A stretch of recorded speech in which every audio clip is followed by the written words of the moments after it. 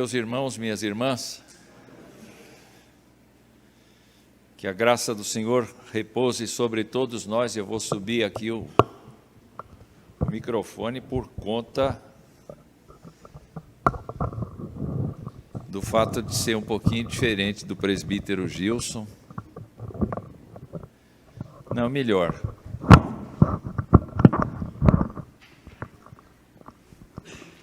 Pronto. Que a paz do Senhor Jesus Cristo, nosso Senhor, repouse sobre o vosso coração, o nosso coração, sobre a Igreja de Deus que está tanto aqui quanto espalhada pela face da terra, adorando o Senhor. Eu quero convidar a Igreja para abrir a sua Bíblia na sentença de Naum, o livro de Naum. Há quem diga que Naum teria justamente nascido na cidade ou na região de Cafarnaum. É bem possível que Cafarnaum até venha do nome dele. O importante é que este homem foi chamado por Deus para falar numa situação de calamidade, numa situação de dificuldade, e ele então foi convocado por Deus para tratar com o reino de Judá, que era o único reino sobrevivente de toda a nação de Israel, porque a nação de Israel tinha se dividido no tempo de Reoboão, e 10 tribos tinham sido atacadas pela Assíria, que faz parte do relato do livro, e tinham sido levadas embora.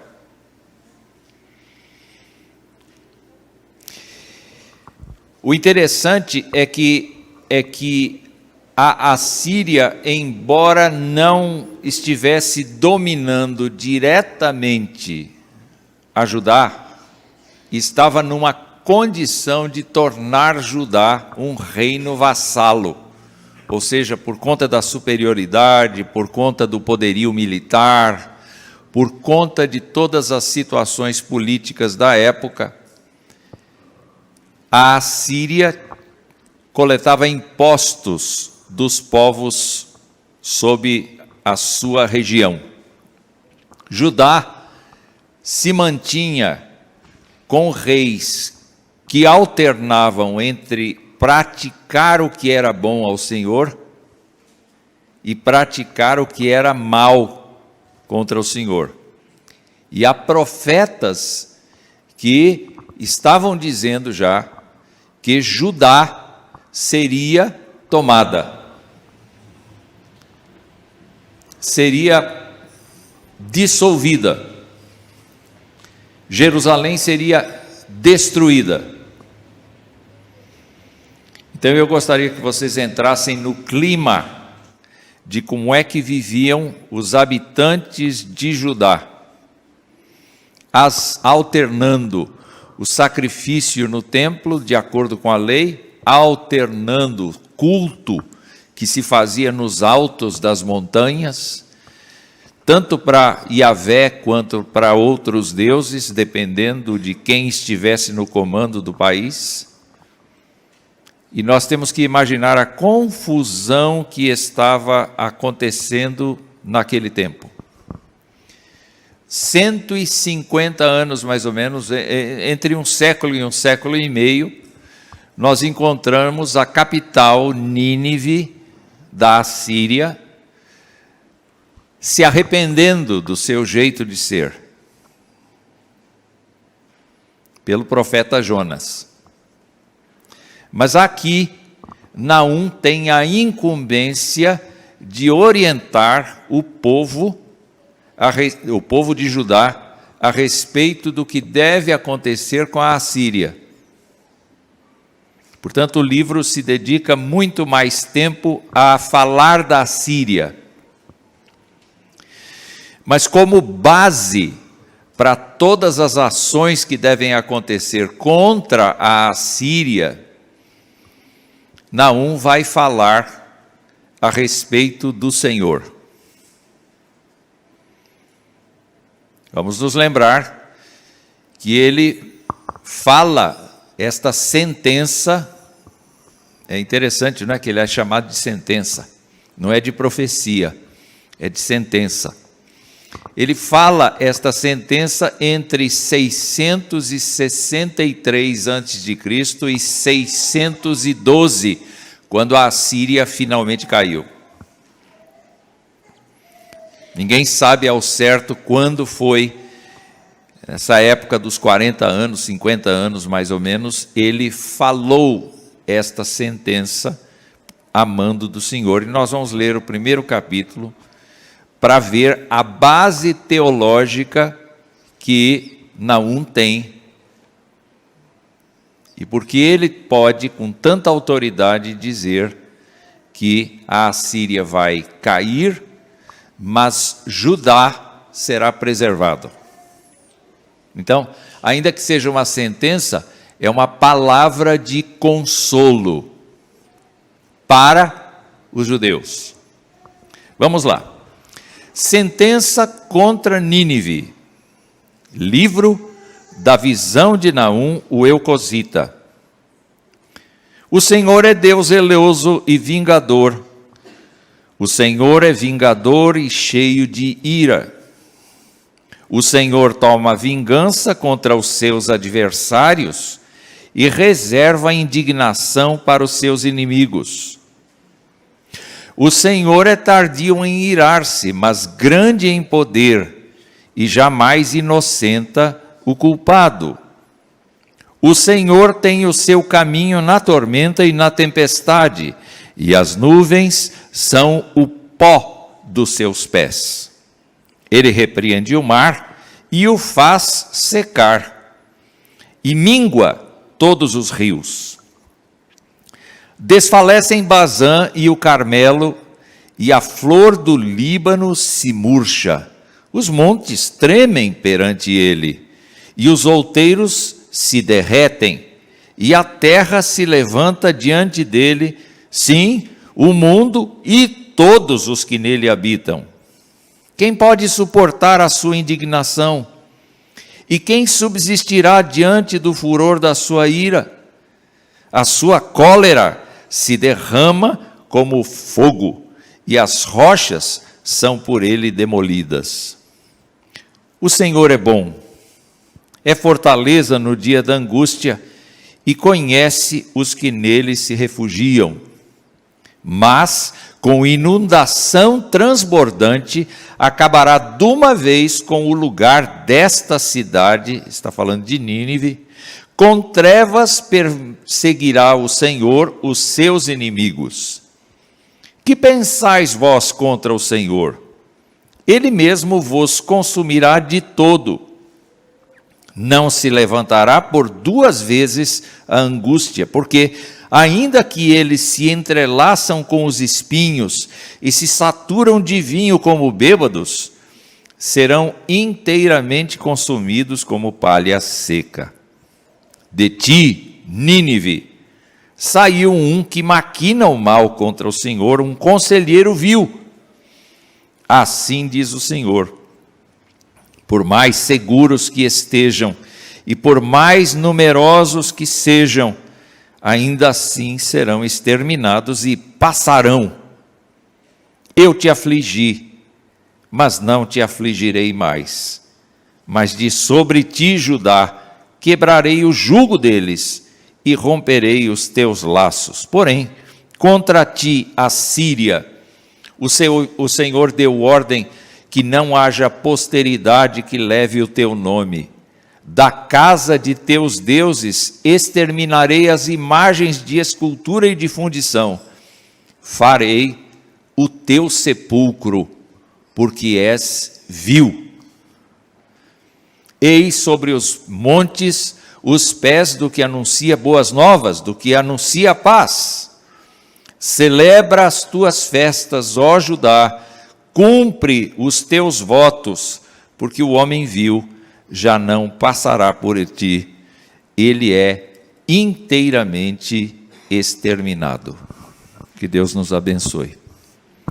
Pai querido, nós te louvamos o nome, porque há 2.600 anos atrás, este homem Naum, chamado pelo Senhor, falou das tuas grandezas, falou da tua pessoa. E nós queremos aproveitar esta fala dele, para que o nosso coração seja, ó Deus, direcionado para o temor do Senhor, porque o temor do Senhor é o princípio da sabedoria, e toda pessoa que te teme tem bom entendimento. Nós colocamos diante de ti, com alegria, a nossa vida, porque sabemos que o Senhor revelado, Pai, Filho e Espírito Santo, é um Deus que trabalha a favor daqueles que creem. E nós, ó Deus, somos um povo simples, um povo falho, um povo pecador, mas estamos com a Escritura nas mãos para te conhecer melhor. E o que nós queremos nesta noite é que o Senhor nos oriente mesmo, em nome de Jesus. Amém. Meus irmãos, com certeza Naum não tinha o conhecimento que nós temos. Nós sabemos deste paradoxo tremendo que é o ser de Deus. Porque ao mesmo tempo que ele é um só, todavia, ele se revelou a nós por três pessoas absolutamente distintas uma da outra. Não são três faces da mesma pessoa, mas são três pessoas com funções, com destaques diferentes. Porém, o que a palavra de Deus nos mostra é que o Pai, o Filho e o Espírito Santo são um só, de mesma essência, caráter, glória, majestade, poder, domínio. Nós estamos muito longe de Naum, quase 2.650 anos. É muito tempo. Mas que nós tenhamos a compreensão de que quando Naum falou, ainda que ele não soubesse o que nós sabemos hoje, na verdade, ele estava falando do ser de Deus. Portanto, aquilo que nós conversarmos sobre o ser de Deus hoje, nós devemos aplicar às três pessoas. Tá bem? Tá bem? Então vamos lá. Nós temos uma face de Deus que é terrível. Uma face em que Naum está descrevendo o Senhor como um Deus zeloso, um Deus vingador, um Deus cheio de ira, um Deus que toma vingança contra os seus adversários, um Deus que reserva indignação para os seus inimigos.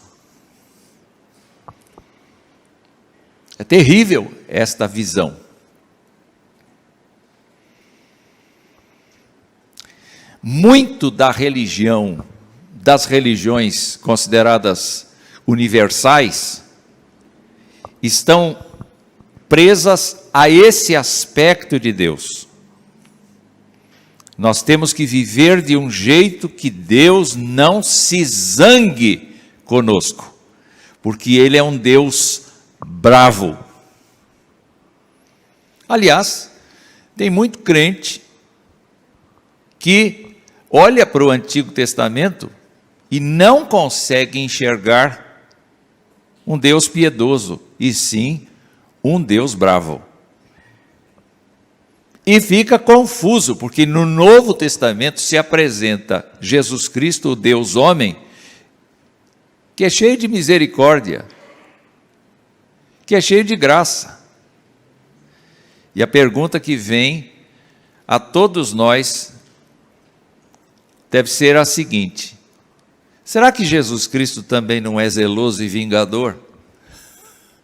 Será que Jesus Cristo também não é cheio de ira? Será que Jesus Cristo não toma vingança contra os seus adversários e reserva indignação para os seus inimigos?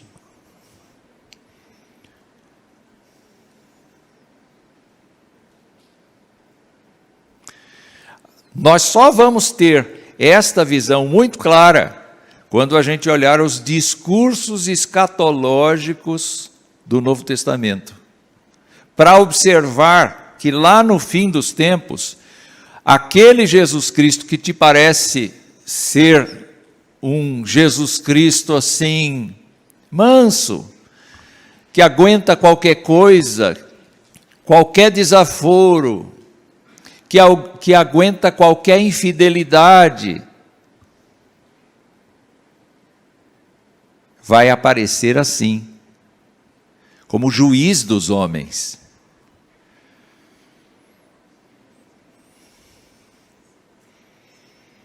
Eu acho impressionante o fato de que quando Naum está apresentando a Deus, ele tem na mente onde é que Deus vai aplicar esta face forte, esta face dura, esta face justa, essa face santa.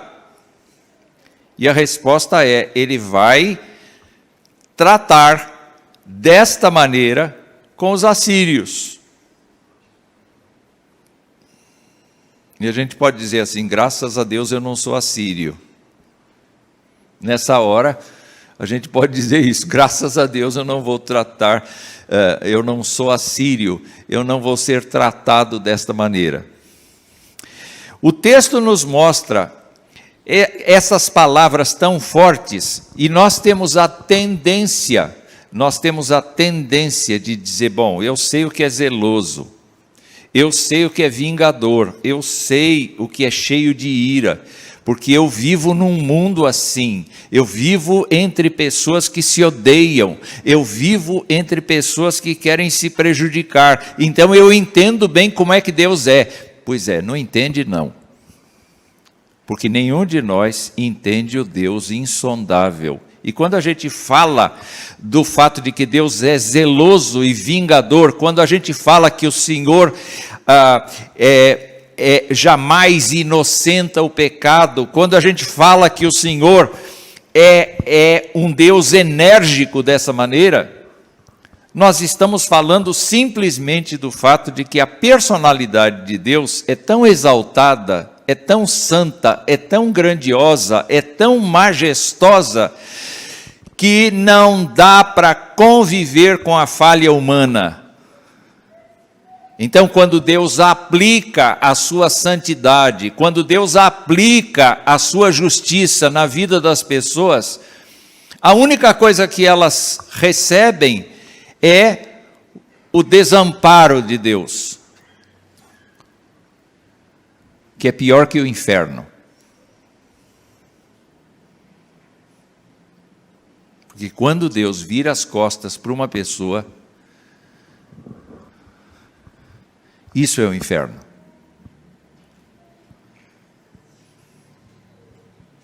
Mas quando nós falamos do que Deus está preparando, o Novo Testamento nos avisa que Deus está preparando para pessoas que não creem nele, um local que Jesus Cristo usou um provérbio local, dizendo: onde o bicho não morre e o fogo não apaga. Isso deveria nos dar um tremendo respeito pelo Senhor, porque eu quero dizer a vocês que o Pai é assim, o Filho é assim, o Espírito é assim. A pessoa que não leva a sério a fé em Jesus Cristo, a pessoa que despreza a Deus, conta com unicamente a indignação de Deus. Naum não conheceu Paulo e Paulo não conheceu Naum. Mas quando nós olhamos Paulo, nós vemos lá no capítulo 1 de Romanos,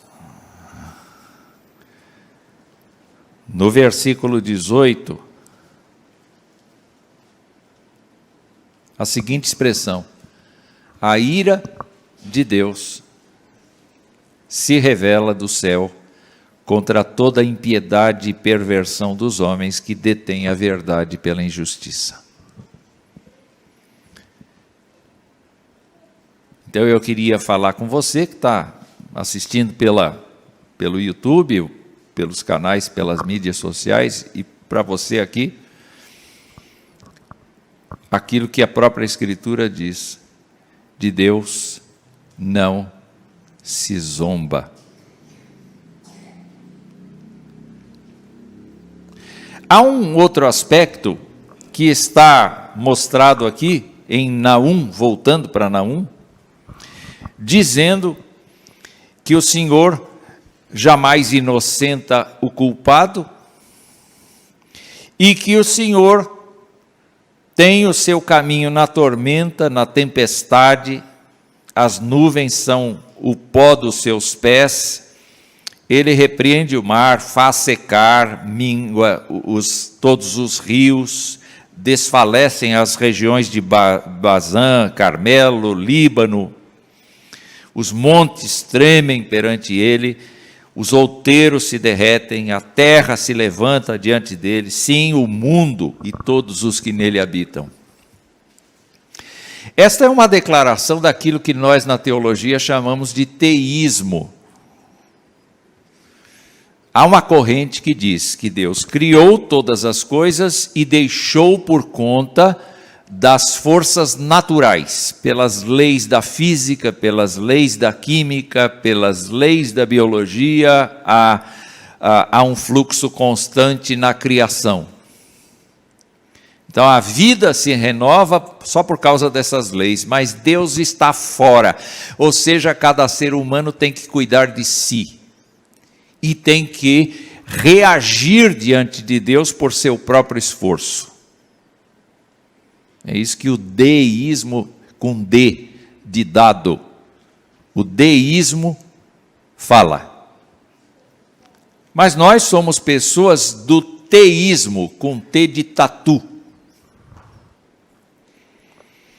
Só que nós não somos como o tatu, que quando precisa escapar, ele se encaixa no chão, ele se esconde no chão. Nós não somos como o tatu. O teísmo nos diz que Deus criou, que Deus mantém e que Deus conduz a história humana.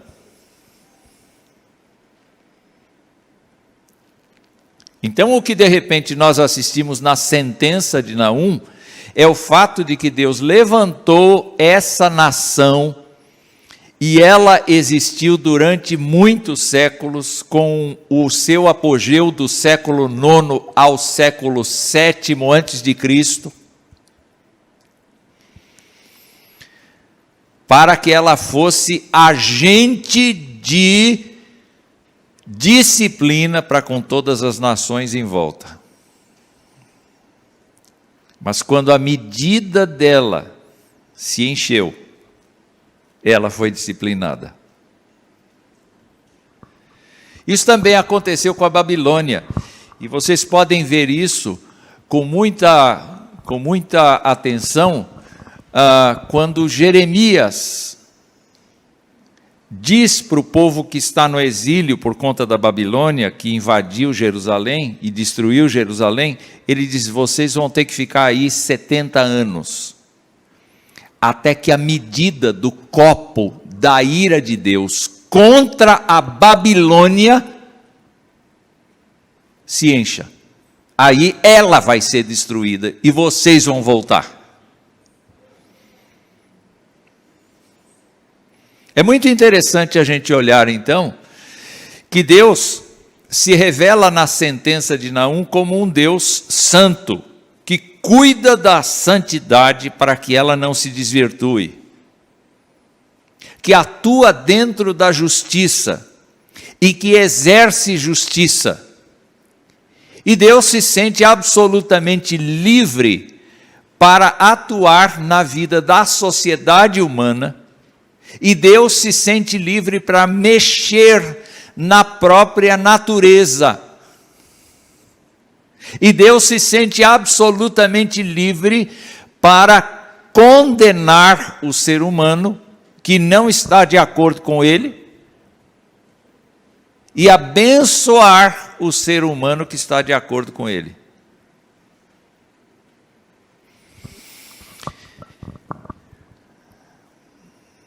Quando olhamos para esse lado de Deus, nós temos que responder duas perguntas que Naum faz no verso 6.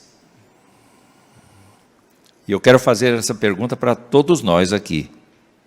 Primeira pergunta: quem pode suportar a indignação de Deus? Me diga o nome de uma pessoa que pode contender com Deus e vencê-lo. Tem?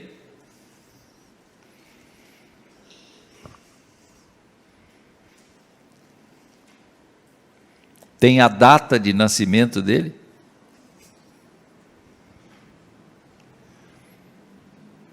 Não existe. Porque todos pecaram e todos estão destituídos da glória de Deus. Todos são criaturas. É uma coisa que o ser humano não suporta. A ideia de que ele não é autônomo em relação a Deus. Ninguém é. Ninguém é. E quando Deus se indigna contra uma pessoa, não há quem possa livrar esta pessoa da mão de Deus. Eu estou assustando vocês? Ótimo. Esse era meu propósito. A segunda pergunta é: quem subsistirá diante do furor da sua ira? Gente, veio Covid, a gente não conseguiu, muitos de nós não conseguimos vencer o Covid.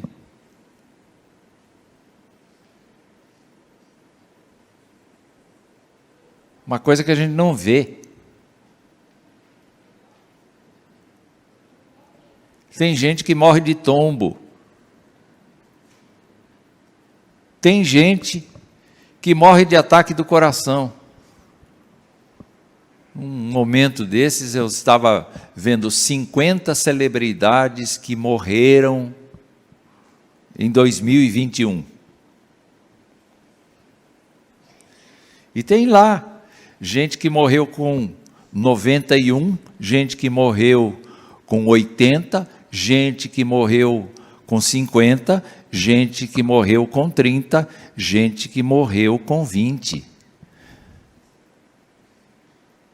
E a pergunta que eu faço é: se Deus desliga a pessoa, quem liga? Porque é Deus quem concede para a gente a respiração e tudo mais. Paulo disse isso no discurso que ele fez em Atenas. Nós deveríamos sempre, todos os dias, recordar que nós somos poeira diante da majestade e da glória de Deus.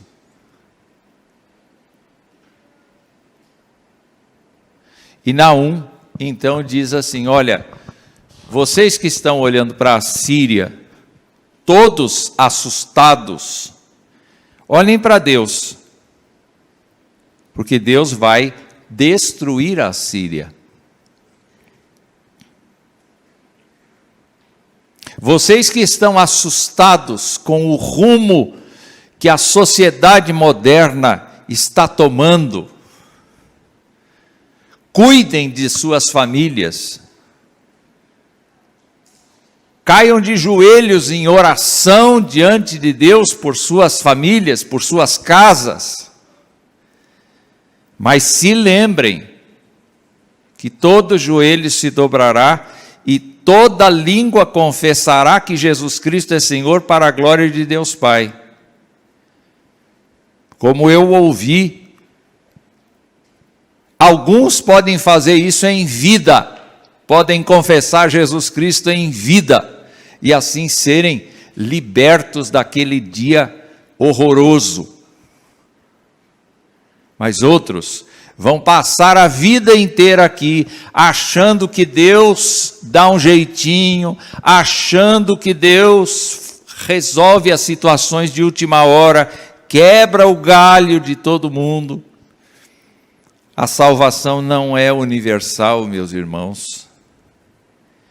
Mas lá naquele dia, os joelhos se dobrarão e vão confessar que o Filho de Deus é Senhor, para a glória de Deus Pai, mas não entrarão na sua presença, porque Deus é vingador, Deus é zeloso. Esse lado de Deus, então, foi falado todo por Naum, com o objetivo de consolar os crentes. Você seja consolado, porque Deus não te olha desse jeito.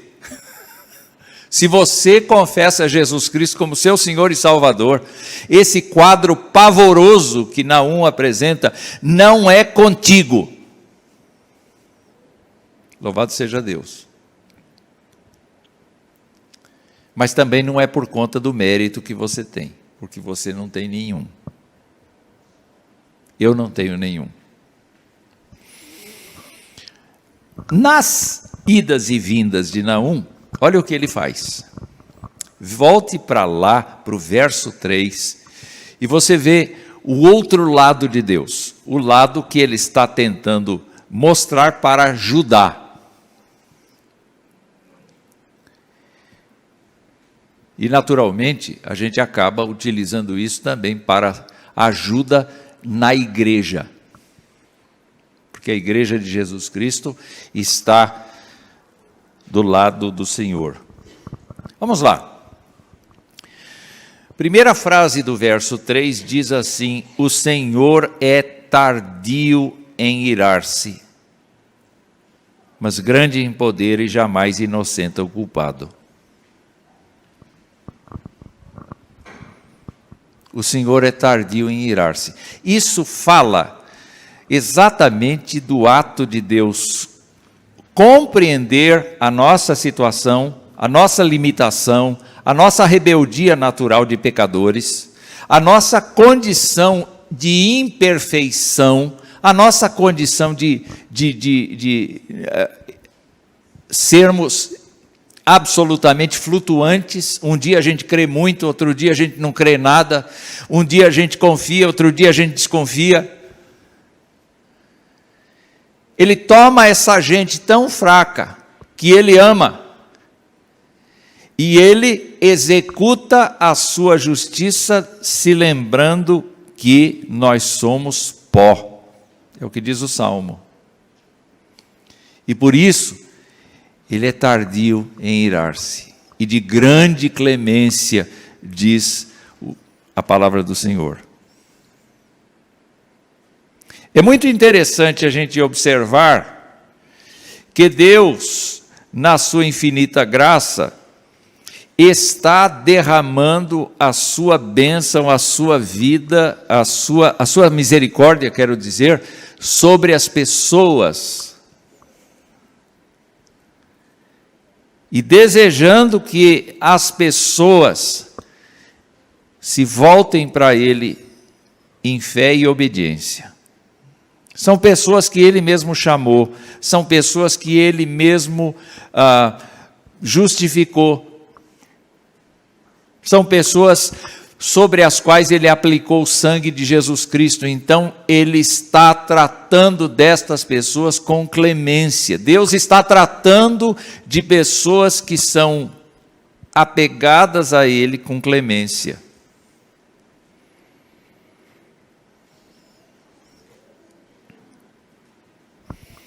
Às vezes a gente tem a impressão de que Deus nos castiga.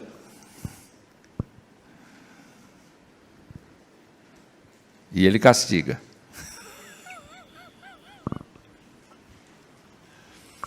E é nisso que está a sua clemência, porque Ele castiga agora, Ele não castiga depois. Então, às vezes nós passamos penúria, dificuldade, luta, confusão, por conta dos nossos fracassos, da nossa falta de vivência com Ele. Ele continua zeloso, Ele é zeloso. Mas o que acontece, o que deve acontecer conosco, é justamente pensar na definição que Naum dá a respeito de Deus para com Judá, no verso 7. E o verso 7 vai dizer assim: o Senhor é bom. Bom quer dizer, o Senhor é benigno. O Senhor é bondoso. Olha a diferença do quadro. Se antes a gente assistiu Deus sendo zeloso e vingador, que exercita a justiça, desse outro lado, o coração de Deus é um coração bondoso, o coração de Deus é um Deus benigno. Ele olha para a gente e Ele só tem boas intenções para conosco. Nós é que nos rebelamos contra Ele. Quando o apóstolo Paulo falou da vontade de Deus, ele diz que a vontade de Deus é boa, perfeita e agradável. Porque Deus tem um coração bondoso. Deus tem um coração generoso. E a gente fica olhando para o Novo Testamento e lembrando de algumas coisas. Por exemplo, Deus sabe o que a gente necessita antes que a gente peça. E por que Ele é assim? Porque Ele é amoroso. Porque Ele é uma pessoa que gostaria de ver cada um de nós crescendo à imagem do seu Filho, sem interferências da nossa própria rebeldia e da nossa maldade, sem que o mundo exercesse sobre nós uma influência, uma pressão para que a gente fira a santidade de Deus e peque contra Ele.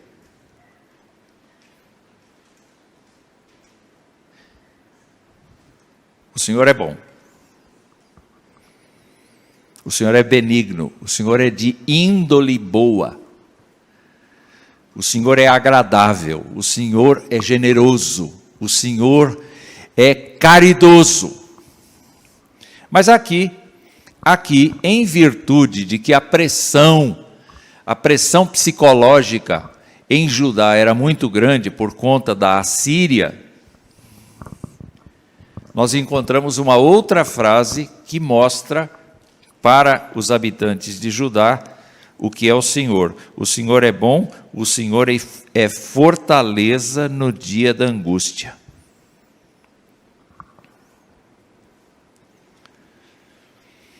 Quando a gente lê os Salmos, a gente vê expressões assim: o Senhor é a minha rocha, o Senhor é meu refúgio, o Senhor é meu socorro na angústia. O Senhor é...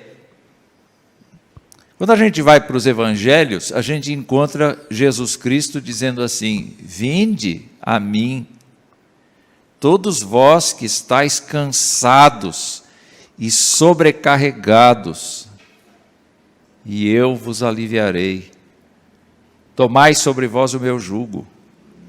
Aprendei de mim, que sou manso e humilde de coração, e encontrareis descanso para as vossas almas. O apóstolo Paulo diz: olha, não andeis ansiosos por coisa alguma, antes em tudo sejam conhecidas diante de Deus por meio de orações e súplicas, com ações de graças, as vossas petições. E a paz de Deus, que excede todo o entendimento, guardará os vossos corações e mentes.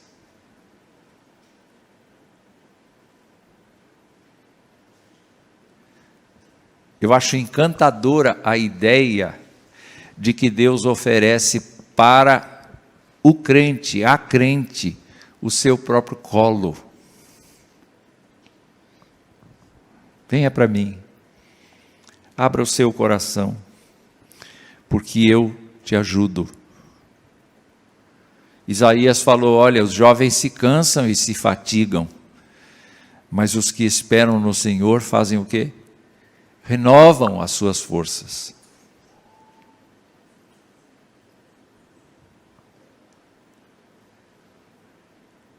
Este é o sentido da sentença de Naum para Judá. Enquanto que o lado assírio, Deus está mostrando toda a sua ira, a sua indignação. Para Judá, Deus está mostrando a sua intimidade. Porque Judá merece mais do que a Síria? Não. Mas porque Deus chamou Judá. E de Judá vai trazer Jesus Cristo para ser o Salvador do mundo. Vamos lá. Última frase do verso 7 diz que o Senhor é bom, é fortaleza no dia da angústia e conhece os que nele se refugiam. E eu queria lembrar vocês o que é conhecer na Escritura. Conhecer não é apenas saber da sua existência. Não é apenas ter o seu CEP, o seu endereço. Eu acho muito interessante quando um fã ou uma fã chega perto de um ídolo seu e começa a conversar como se fossem velhos amigos. Já viu isso? A pessoa se agarra no herói dela, a pessoa abraça, a pessoa se emociona, a pessoa chora, e o outro fica lá dizendo, quem é? Quem é? Quem é?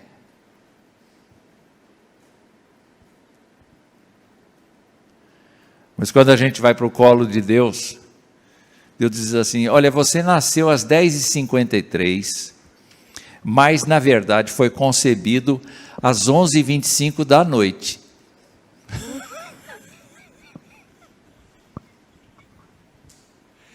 E eu sei até onde foi. Mas tem uma coisa mais impressionante para você. Eu sei o dia que eu vou tirar teu fôlego e que você vai para a sepultura. Portanto, compre um jazigo antes do ano.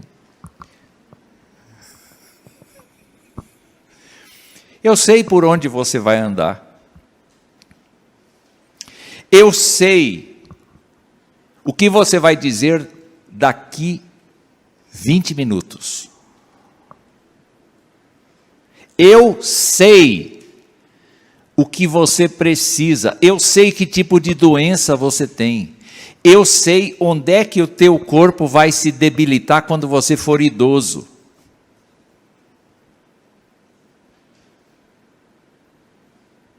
Mas eu tenho planos para você.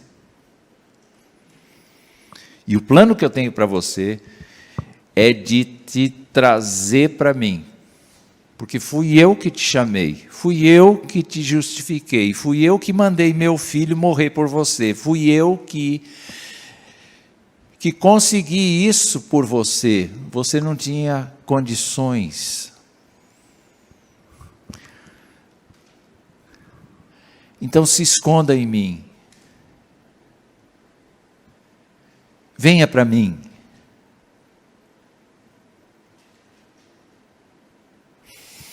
E naturalmente, quando a gente olha para o que vai acontecer com a Assíria, simbolizando o pecador sem Jesus Cristo, e Judá, simbolizando o pecador com Cristo, dá para a gente perceber na sentença. Vamos lá, olhe só, no verso 10, no final do verso 10, serão inteiramente consumidos como palha seca. Verso 12, por mais seguros que estejam e por mais numerosos que sejam, ainda assim serão exterminados e passarão. Sobre ti, Judá. Verso 13, quebrarei o jugo deles e romperei os teus laços. Verso 15, celebra as tuas festas, ó Judá, cumpre os teus votos. Celebra as tuas festas, ó Judá, cumpre os teus votos. O que é que Naum está dizendo para todos nós? Que Deus é um só, mas tem duas faces.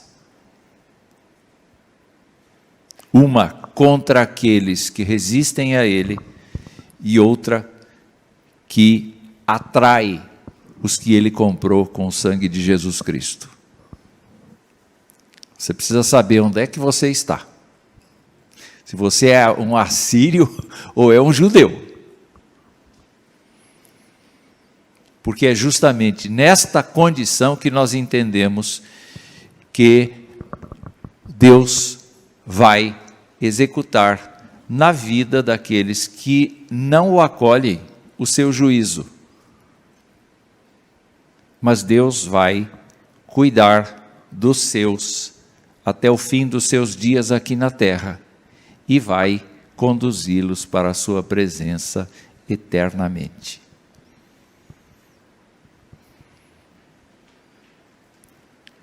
Ele chama a todos nós, Ele chama a consciência de cada um de nós, para que nós pensemos seriamente que Ele está querendo de nós um compromisso.